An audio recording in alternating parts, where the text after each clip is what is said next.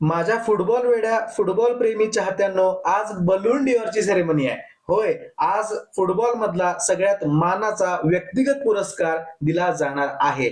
असं बोललं जातंय की लामिन यमालनं हा पुरस्कार जिंकलेला आहे. 1 नंबरला यमाल, 2 नंबरला डेम्बेले आणि 3 नंबरला राफिना अशी रँकिंग लीक झाल्याचं बोललं जातंय. कारण यमाल त्याचा गोंडस भाऊ आणि 20 लोकांच्या फॅमिली सोबत ऑलरेडी फ्रान्समध्ये पोहोचलेला आहे. जिथं पुरस्कार घेतल्यानंतर एक हॉटेल बुक आहे, तिथं जंगी पार्टीचं आयोजन करण्यात आलेलं आहे.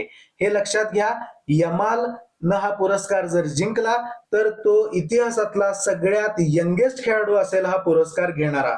बार्सेलोनाची संपूर्ण टीम येणार आहे, PSG ची टीम येणार नाहीये, कारण PSG ची मॅच कालची आज पोस्टपोन झालेली आहे. रिअल मॅड्रिडचं देखील कोणी येणार नाहीये अशी बातमी मिळत आहे.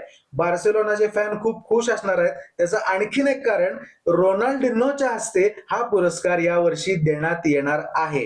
रोनाल्डिनो असणार आहेत सेरेमनीसाठी. तुम्ही जर मला पर्सनली विचारलं तर बार्सेलोनाच्या राफिनानं हा पुरस्कार जिंकावा अशी माझी इच्छा आहे. गेला सीझन जो राफिनाचा त्यानं खेळलाय, तो ज्यांनी बघितलाय, ते लोक माझ्या मताशी सहमत असतील.